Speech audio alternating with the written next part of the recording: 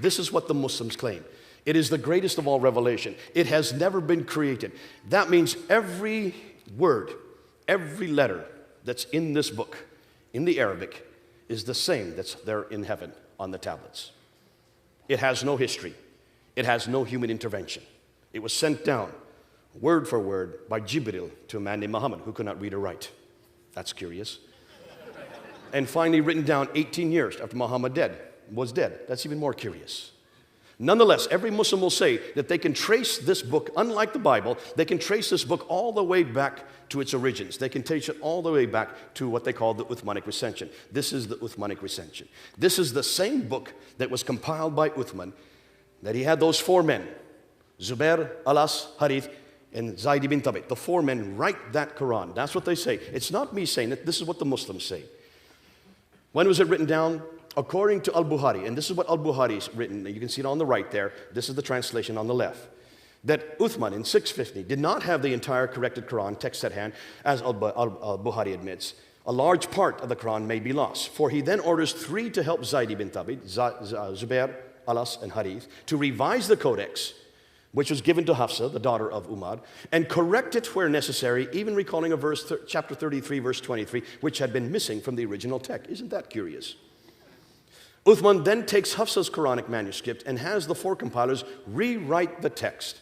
And in case they disagreed, they were to write it in the dialect of the Quraysh, and ordered that all the other Quranic materials, whether written in fragmentary manuscript or whole copies, be burnt. Why would you burn manuscripts? Unless they disagreed. He then sent every Muslim province one copy of what had been copied. And that's what Muslims have told me for 30 years. And that's what you've heard, that four copies were then made of the original Quran. One was left in Medina, one was sent to Basra, one was sent to Baghdad, and one was sent to Damascus. Have you heard this? Every Muslim will tell you this. And if there are any Muslims here in the room tonight, you will agree that there have been four original copies. Where are those copies? That's what we're asking tonight. Where are those copies? And I've asked this for 30 years. And in every debate, I've asked, where are those copies? Now, Muslims always tell me that two of the copies still exist today.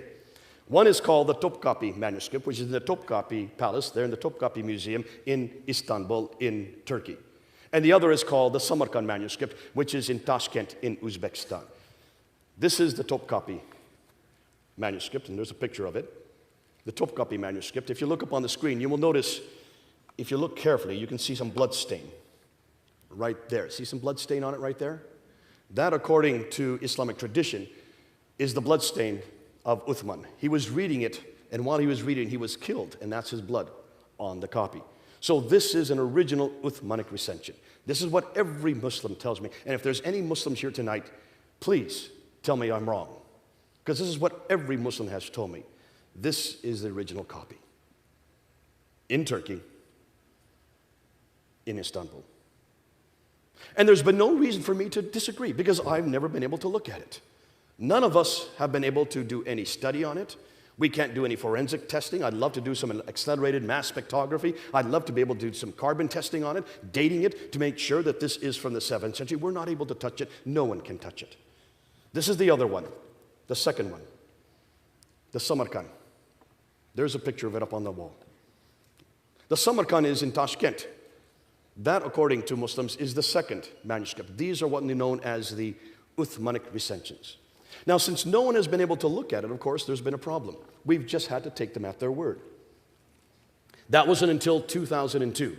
In 2002, two men in Turkey were then given access to this manuscript and also to the Tashkent manuscript. These two men are known as Dr. Ekmeledin Isanoglu and Dr. Tayyar Altikulic. The reason they were given access to it is because they are the ones that actually controlled those manuscripts. They live in Turkey. Dr. Tayyar Altikulic is the world's scholar, leading scholar in Quranic studies, ex-president of Turkish Religious Affairs, deputy in the Turkish parliament. He was given access to it in 2002, and for 5 years, he was able then to look at it from 2002 until 2007. I was only given his response. I was only given their response in May of this year, and here it is right here. This is 83 pages long. Actually, it's a 1,000-page book that they finally wrote. I only found out about this in May of this year. And let's hear what they are now saying. Now remember, these are the only scholars who have been given access to any of these manuscripts. And it's not just these two. I'll go about 4 other manuscripts as well. According to Dr. Ertan Insanoglu, he says that the Topkapi manuscript is not Uthmanic at all. Nor do we have any of the copies of these mushafs. These mushafs, that's the manuscripts, date from the later Umayyad period. Dr. Tayyar Al-Dukulich goes on, he says there's no serious scholarly work has been done on them. These mushafs date from the early mid-8th century. They are not Uthmanic, nor copies sent by him. The Topkapi manuscript, in fact, he says, has 2,270 manuscript variants. That means consonantal differences between that manuscript and the text that we have today. 2,270. The Toskit manuscript. He said when he looked at it, he realized that there were some problems here. It was obvious that whoever wrote that manuscript did not know Arabic very well. It has undisciplined spelling, different writing styles, scribal mistakes, copyist mistakes, written by someone with little experience, with later additions, and it only goes up to Surah 43. There's 114 surahs in the Qur'an. It's not even complete. Then he was given access to the Husseini manuscript, which is another one of these supposed Uthmanic recensions. Dr. Tayyar Al-Dukulich said this is not Uthmanic. It is dated from the early mid-century. The Paris Petropatalonist manuscript, which is in France, in Paris, done by Dr. Francois de Roche, says that there are 5 different copies. Corrections were made to the text. When comparing with the Cairo edition, which is this canonized text, there are many words turn out to be written in a different way. Many questions still remain unanswered. What was more, he said, that it disagrees with the canonical readings in 93 places. Why haven't we been told this before? When they looked at the Ma'il Quran, which is in London, which is where I live, the Ma'il Quran, considered to be the second oldest Quran, dated to the late 8th century. It is not 7th century. It is not even complete. It only goes up to Surah 43. And then when they looked at the Sana manuscript, probably the most damaging, the Sana manuscript, which was discovered in 1975 in Yemen, the Germans were permitted to look at it in 1981. Dr. Gerd Pwin and Dr. Karl-Heinz Oleg then looked in 1981, and they found that there were many deviations mentioned in later manuscripts. Just take a look at this picture here. This is from their copies of it. Here you have Surah 19. That's written in Hijazi text. That's the script that would have been around in the 7th and 8th century. From 19, right at that yellow mark, it jumps to Surah 22. What happened to Surah 20 and 21? Surah 21 begins over on the next page in a completely different script, in a much later script. There's about 60 years between these 2 pages. So why haven't we been told this? Yet this script here is dated to 705, over here to the late 8th century. Take a look at every one of those orange marks. Every one of those orange marks are what we know as manuscript variants. That means words or phrases in that script that's different than the canonized text we have today. There's over 1,000 of these manuscript variants. Yet Muslims tell us that the Quran has never changed. The Quran has always remained the same. That this is God's holy text. That it is complete. And that it was complete by the time of Uthman. There's another picture of another page. When they looked at the palimpsests, now when they noticed that all of these manuscripts are written on skins, animal skins. We know them as parchment or vellum. And when they would write on the animal skins, they would wash it off and then write over top. And if you look carefully, you can see there's some writing underneath. See the writing underneath there? See the writing underneath there? They notice this writing underneath, so they put it under an ultraviolet light, and by putting it under ultraviolet light, they can split the texts and bring them aside and look at the 2 texts. And the lower script is known as defective script. The upper script is known as the final script. When they looked at the defective script of the Sana manuscript, they noticed that that was from the time of Abd al-Malik, basically the last 2 decades of the 7th century. The upper script was the time just after Abd al-Malik, probably Marwan, or his son, Ibn Malik. And take a look and look at the script, and you will see that it does not agree with the Quran we have today. So what is that telling us? What was exciting is that on the back of every one of these folios, I have pictures of every one of these manuscripts, but on the back I have quoted what the Muslims are now telling us. What you read on the back of this, I can give this out to people if they want to come up and read it afterwards, are what the Muslims are now admitting. They are now admitting that none of the mushafs none of the manuscripts are from the 7th century. That every one of the manuscripts is from the 8th century. Which means that the first manuscripts that even appear, that even come into existence, don't come into existence until 60 to 70 years after Muhammad. There is no manuscript that's earlier than that. Ooh, I love this. It makes my job a lot easier. Can you see why this is so damaging? Because if the first manuscripts that we see here, all these manuscripts, the Husseini manuscript, the Paris Petropolitanus manuscript, the Ma'al Quran from London, the Sana'a manuscript from Sana'a in Yemen, if all of these manuscripts do not appear to the 8th century, then you can see, of course, what this is going to do to Muhammad. This means Muhammad had nothing to do with the Quran. And in one fell swoop, we have destroyed the Quran and Muhammad simultaneously. And what happens to Islam?